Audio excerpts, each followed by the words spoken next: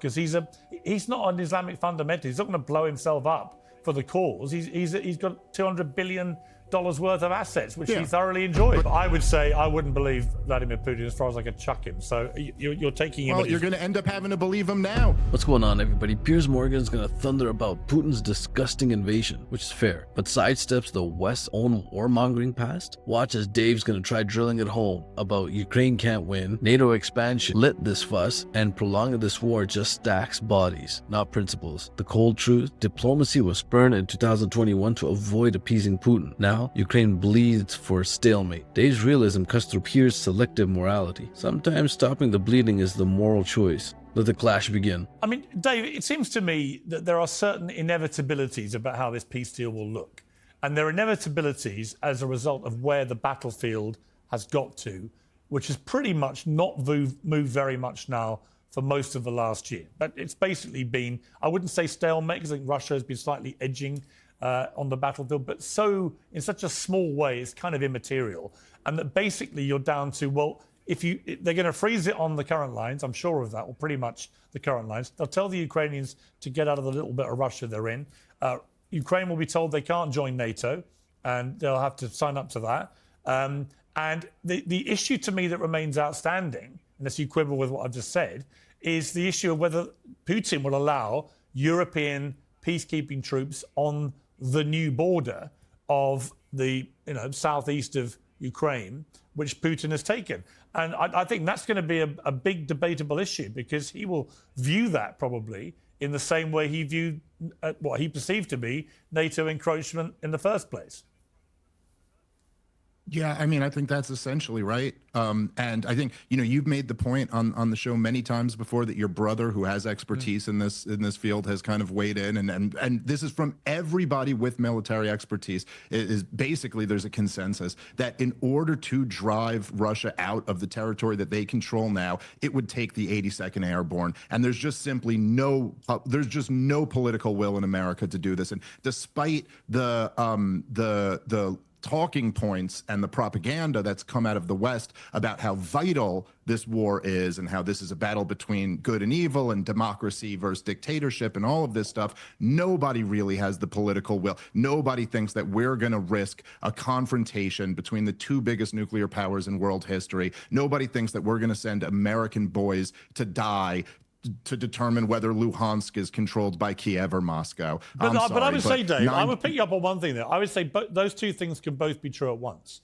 right? It can be true that Vladimir Putin's illegal invasion of Ukraine was a disgusting affront to all the democratic norms that Europeans have held for centuries, that he just helped himself to 20% of land that wasn't his, murdered so many people in the process. But it can also be true that we are where we are, right? And there's no one's going to risk, as you said, there's no American political will. The American people just don't want to wear years more, and they certainly don't want to wear American troops on the ground. So we are where we are. It's disgusting. Exactly. It sticks in my gullet, but we are where we are. But that doesn't mean that what Putin's done was not a disgusting assault on a sovereign democratic country. Of course not. Yeah, of course, no, it doesn't follow that Putin was justified to invade. I'm just talking about the reality on the ground. And look, George W. Bush was not justified in invading Iraq. He did it on a bunch of lies. But if Vladimir Putin had decided to start funding the insurgency, and then let's say you had Russian politicians, as Dan Crenshaw, who you've had on this show, is tweeting out that, oh, the Ukraine war is great because we get to kill Russians and it doesn't cost any American lives. Imagine Russia or China was funding the insurgency in Iraq that we were fighting for over a decade there, and they were bragging about the amount of American boys that they were killing. No, it doesn't follow from that George W. Bush was justified to invade the country, but you could still look at that and be like, what are you guys doing? You're risking a wider war. You're risking a nuclear conflict. Look, the bottom line, the facts on the ground here are that we have no means by which to repel Putin, and all we really can do, Julie framed it earlier as kind of like giving this to Putin, but he already has it. All we can do is what Joe Biden did, which is continue to prolong the war, have more and more people die. And I will mention just one final time, because I know I've said this a lot on your show, but according to the head of NATO, Stoltenberg, he said that in late 2021, Vladimir Putin actually sent a draft treaty to NATO, and all he was asking for was a written promise that they won't, Ukraine will not enter NATO, and on that he would agree to not invade. And to just sit here and say how much better of a deal that would have been than what we're going to get now. Yeah, I mean, the difference is wiser people. Okay, but I would say I wouldn't believe Vladimir Putin as far as I could chuck him. So you're taking him. Well, you're going to end up having to believe him now. You're going to end up having to take him at his word now. Not believe him, because I don't believe that this has got anything to do with NATO encroachment. It's got everything to do with him believing the Soviet Union should never have been dismantled, but actually a lot of Ukrainians speak Russian, and therefore they're mine. And actually, that's the. Listen, okay, so I think there is an element of that view with Putin, and I also reject that with you. But I'm an American. I mean, we don't believe in any of that. You know, like our whole founding of our country is like, I don't care who has a historic claim over us. We're free men, and governments are things that men institute to protect our rights, and we can overthrow it whenever we want to. Like, that's the Declaration of Independence in a nutshell. So I'm with you on that. But look, Pierce, if you had a time machine, would you go back and sign that draft treaty right now? Forget whether you trust him or not. Hundreds of thousands of people's lives may have been saved, and Ukraine would have all of their territory. All it would have taken is a promise to not join NATO, which they're not going to get anyway. I think if the same situation... You can't tell me, Piers, if you could go back, you wouldn't have signed that deal. Well, if the same situation happened with the UK, I think we would have taken the same action that the Ukrainians took, actually, which is...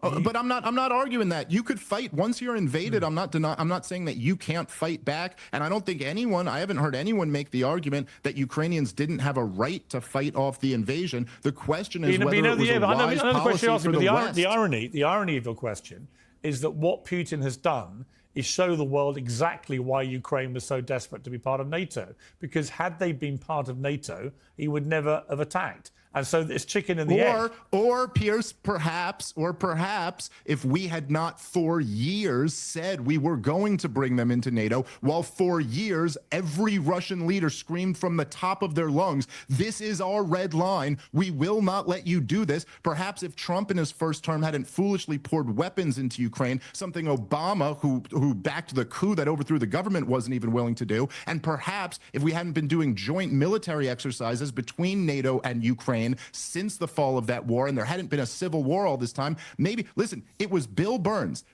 Joe Biden's CIA director, who in his own words in the Niet Means Niet memo wrote, this is a choice Russia does not want to have to make. That was a secret memo from him to Condoleezza Rice back in 2008 when he was ambassador to Russia. Julian Assange dumped it. That's the only reason we even know about this. But at least from the highest level of U.S. intelligence perspective at the time, Putin didn't want to do this because, as America has found out over the last 25 years, wars are actually very costly. And this has caused Putin a lot of problems too. And he's got a whole bunch of brothers and mothers and people who have lost their relatives who were conscripted soldiers in this who are mad at him now. So that's all I'm saying. Yeah, I mean, the other thing, look, I'm going to move on to the rest of the panel, but I would say just on the red lines point that Putin has set a number of red lines during this war with Ukraine, all of which we've ignored. And guess what? He hasn't let his nukes off at anyone, having threatened to every single time. So the guy uses red lines. He's still a politician. He uses red lines as a political comfort blanket, and actually sometimes you've got to call people like him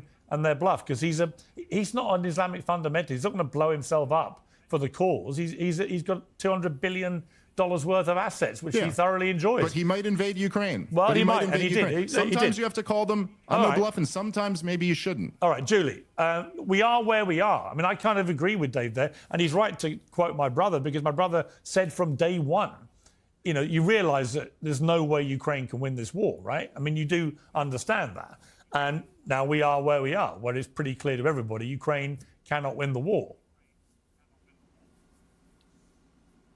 Well, here's where we are. If you want to talk about treaties that were on the table, your country, mine, Piers, back in the early 90s, signed a treaty with Ukraine, effectively saying to them that if they gave up their nuclear weapons, and at the time of the dissolution of the Soviet Union, Ukraine had the third largest nuclear stockpile after Russia and the United States.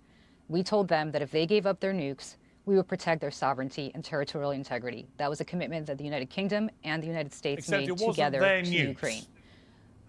I mean, you're right. Me, it was the Soviet You're nukes right. that There were Soviet nuclear weapons on Ukraine's soil.